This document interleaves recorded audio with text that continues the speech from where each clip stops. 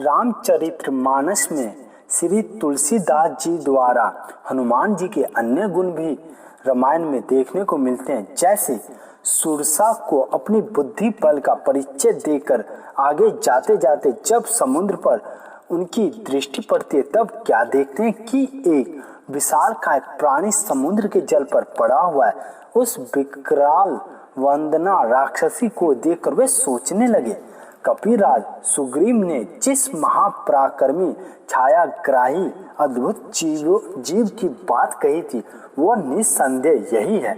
ऐसा निश्चय करके उन्होंने अपने शरीर को बढ़ाया। हनुमान जी के शरीर को बढ़ता देखकर सिंह का वे अपना भयानक मुख फैलकर हनुमान जी की ओर दौड़ी। तब हनुमान जी ने छोटा रूप बनाकर उसके मुख में घुस गए और अपने नाखून से उसके मर्म स्थलों को फाड़ डाला। इस प्रकार कुशलता और धैर्य पूर्वक उसे मारकर फिर पहले की भांति आगे बढ़ गए। कैसा विचित्र बुद्धि, कौशल, धैर्य और साहस है।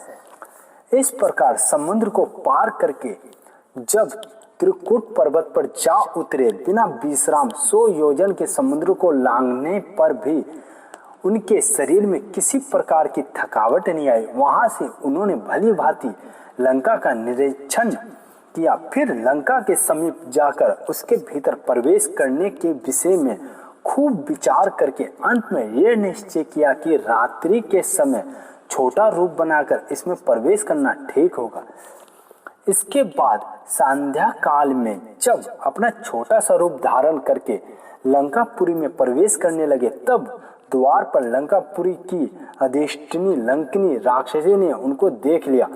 उसने श्री हनुमान जी को डांट फटकार के जब लात मारी तब अपने बाएं हाथ का एक मुक्का उसके शरीर पर मारा। उसके लगते ही वह रुधिर बमन करते हुए पृथ्वी पर गिर पड़ी। फिर उठकर ब्रह्मा जी की बातों का स्मरण करके हनुमान जी की स्तुति करने लगी और अंत में बोली, आज मैं भी धन्य हूँ जो चिरकाल के बाद मुझे संसार बंधन का नाश करने वाली रघुनाथ जी की स्मृति प्राप्त हुई।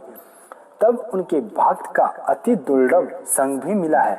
वे दशरथ पुत्र श्री राम सदा ही मेरे हृदय में प्रसन्नता पूर्वक निवास करे। रामचरितमानस में ये प्रसंग इस प्रकार है। हनुमान जी के प्रहार से व्याकुल होकर गिर पड़ने के बाद सावधान होकर लंकनी कहती है कि इसके बाद हनुमान जी ने छोटा सा रूप धारण कर लंकनीपुरी में सीता की खोज करते करते बहुत से राक्षसों के घर में घूम फिर कर रावण के महल में जाते वहां रावण के महल की विचित्र रचना देखते देखते पुष्पक विमानों को आश्चर्ययुक्त होकर देखते हैं। इसके बाद जिस समय उन्होंने सीता को पहचानने के लिए रावण के महल में रावण की स्त्रियों को देखकर मन की स्थिति का वर्णन किया, उसे देखने से यह पता चलता है कि आपकी ब्रह्मचार्य निष्ठा कितनी ऊंची थी। प्रायश्चित दर्शनों को आप कितना बुरा समझते थे, आपका कितना सुंदर विशुद्ध भाव था। वाल्मीकि रामायण की कथा है कि जब हनुमान जी ने रावण के महल का कोना कोना छान डाला परंतु उन्हें जानकी कहीं दिखाई नहीं पड़ी। उस समय सीता को खोजने के उद्देश्य से स्त्रियों को देखते देखते उनके मन में धर्म भंग की शंका हुई। वे सोचने लगे, इस प्रकार अंतपुर में सोई हुई पराई स्त्री को देखना तो मेरे धर्म को एकदम नष्ट कर देगा। परंतु इन परिस्थितियों को मैंने काम बुद्धि से नहीं देखा। इस दृश्य से मेरे मन में तनिक भी विकार नहीं हुआ। समस्त इंद्रियों की अच्छी बुरी प्रवृत्तियों का कारण मन ही है और मेरा मन सर्वथा निर्विकार है। इसके सिवा सीता जी को दूसरे तरीके से मैं खोज भी नहीं सकता। स्त्रियों को ढूंढते समय स्त्रियों के ही बीच में ढूंढना पड़ता है इत्यादि ऐसे सुंदर विचार और ऐसे विशुद्ध भाव आपके ही उपयुक्त हैं। साधकों को इससे विशेष शिक्षा ग्रहण करनी चाहिए और विकट स्थिति में अपने मन में किसी प्रकार भी विकार नहीं आने देना चाहिए। वाल्मीकि रामायणों में सीता की खोज का बड़ा ही विचित्र और विस्तृत वर्णन है। यहाँ उसमें बहुत ही थोड़े से प्रसंग का दर्शन मात्र कराया गया है। रामचरितमानस में लिखा है कि सीता को खोजने के लिए लंका में घूमते घूमते हनुमान जी की दृष्टि एक सुंदर भवन पर पड़ती है, जिस पर भगवान श्री राम के आयुध अंकित किए हुए तुलसी के पौधे उसी की शोभा बढ़ा रहे हैं। ये देखकर वे सोचने लगते हैं कि यहाँ तो राक्षसों का ही निवास है, ये सज्जन पुरुष क्यों निवास करने लगे। उसी समय विभीषण जाग उठते और बार बार श्री राम नाम का स्मरण करते। ये देखकर हनुमान जी ने सोचा कि निस्संदेह ये कोई भगवान का भक्त है, इससे जरूर पहचान करना चाहिए। साधु से कभी कार्य की हानि नहीं हो सकती। भगवान के भक्तों में परस्पर स्वाभाविक प्रेम कैसा होना चाहिए, इसका ये बड़ा ही सुंदर चित्र खींचा गया है। विभीषण कहते हैं, तब हनुमान जी कहते हैं, कितना सुंदर दैन्य भाव, अतुलित विश्वास और अन्य भगवत प्रेम है। इसके बाद विभीषण ने सब खबर पाकर हनुमान जी से अशोका वाटिका में जाकर श्री राम सीता जी के देखने के लिए और मन ही मन उनको प्रणाम करने के लिए अशोका वाटिका में जाकर कहने लगे। अशोका वाटिका में जाकर श्री सीता जी से मिलने के लिए हनुमान जी कितनी बुद्धिमानी और युक्तियों से काम लिया, इसका वर्णन वाल्मीकि रामायण में बहुत विस्तृत है। वहाँ लिखा है कि बहुत तरह की युक्तियाँ लगाकर सीता जी से मिलने का उपाय सोचते सोचते अंत में श्री हनुमान जी बड़ी सावधानी के साथ एक संगन वृक्ष के पत्तों में छिपकर बैठ जाते हैं। वहीं से सब और दृष्टि घुमाकर देखते हैं। देखते देखते उनकी दृष्टि सीता पर पड़ती है। उसे देखकर बहुत से चिन्हों द्वारा अनुमान लगाकर यह निश्चय करते हैं कि ये जनक नंदिनी सीता है। वहाँ उन्होंने सीता का रहन सहन और स्वभाव का बड़ा ही विचित्र चित्रण किया है। वह सीता के गहनों को देखकर यह अनुमान लगाते हैं कि भगवान श्री राम के सीता जी के अंगों में जिन जिन आभूषणों की चर्चा की थी वे सभी इनके अंगों में दिखाई देते हैं। इनमें केवल वे ही नहीं दिखलाई दे रहे जो इन्होंने ऋष्यमुख पर्वत पर गिरा दिए थे। इस प्रकार उनके रूप और गुणों को देखकर बड़ी बुद्धिमानी से उन्होंने यह निश्चय कर लिया कि निस्संदेह ये सीता है। यह निश्चय ही हो जाने पर उनको श्री सीता जी के दुख से बड़ा दुख हुआ और वे मन ही मन बहुत विलाप करने लगे। इसके बाद सीता से किस प्रकार बातचीत करनी चाहिए, किस समय और कैसे मिलना चाहिए, किस प्रकार उन्हें विश्वास दिलाना चाहिए कि मैं श्री रामचंद्र जी का दास हूँ, इस विषय पर भी अपनी बड़ी विचार कुशलता प्रकट की है। ठीक उसी समय रावण बहुत सी राक्षसियों की साथ लेकर वहां पहुंच जाता है। वहां सीता को अनेक प्रकार से भय दिखलाकर अपने अधीन करने की चेष्टा करता है, पर सीता किसी तरह भी अपने निश्चय से विचलित नहीं होती। अंत में रावण चला जाता है। तब उसके आज्ञानुसार राक्षसियों अनेक प्रकार से सीता को भय दिखलाती है। उसी समय त्रिजटा नाम की राक्षसी अपने स्वपन की बात कहकर सीता को धैर्य देती है और उसकी बातें सुनकर वो घोर राक्षसियों भी शांत हो जाती है। सीता विरह से व्याकुल होकर विलाप करने लग जाती है। तब हनुमान जी सीता से मिलने का उपयुक्त मौका देखकर अपने पूर्व निश्चित विचार के अनुसार श्री राम की कथा का वर्णन करने लग जाते हैं। श्री रघुनाथ जी का अघोपांत समस्त चरित्र सुनकर सीता को बड़ा विस्मय हुआ। आध्यात्म रामायण में लिखा है कि अंत में उन्होंने सोचा कि ये स्वप्न या भ्रम तो नहीं है। ऐसा विचार करके वे कहने लगी, जिन्होंने मेरे कानों को अमृत के समान प्रिय लगने वाले वचन सुनाए, वे प्रियभाषी महाभाग मेरे सामने प्रकट हो।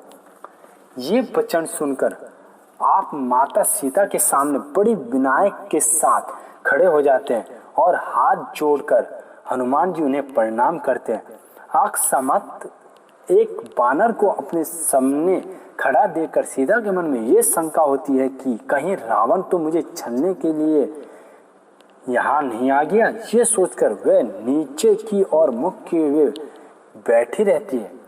रामचरितमानस में ये भी समय श्री हनुमान जी के वचन से इस प्रकार कहा गया है कि इसके बाद श्री जानकी जी के पूछने पर उन्होंने जिस प्रकार वानर राज सुग्रीव के साथ भगवान श्री राम की मित्रता हुई वह सारी कथा विस्तार पूर्वक सुना दी तथा श्री राम और लक्ष्मण के शरीर के चिन्हों का एवं उनके गुण और स्वभाव का भी वर्णन किया।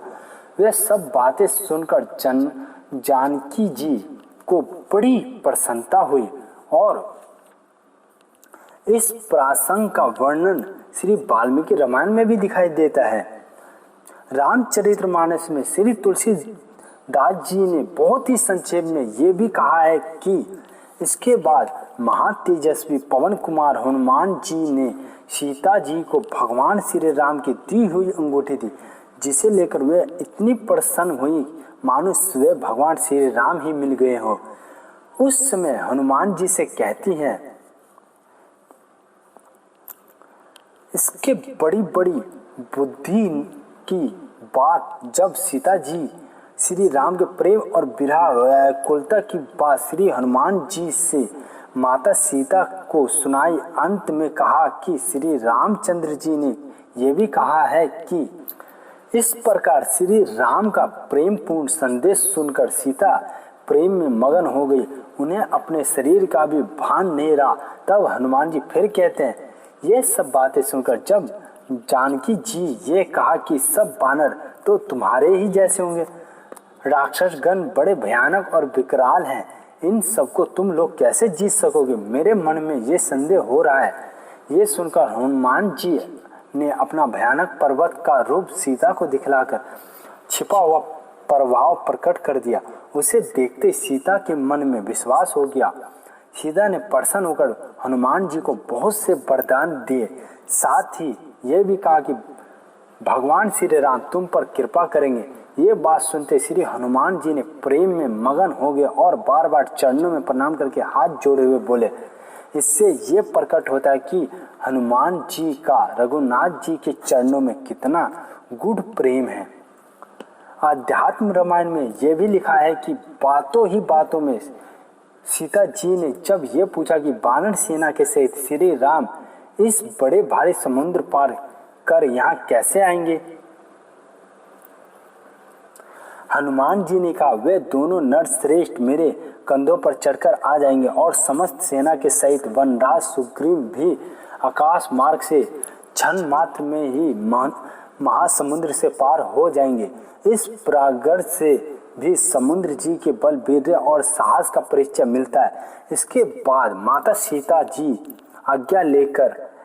जी से आज्ञा लेकर अशोक वाटिका के फल खाकर श्री हनुमान जी ने अपने स्वामी श्री राम का विशेष कार्य करने की इच्छा से अशोक वाटिका के वृक्षों को तहस नहस करके समस्त वाटिका को विध्वंस कर दिया।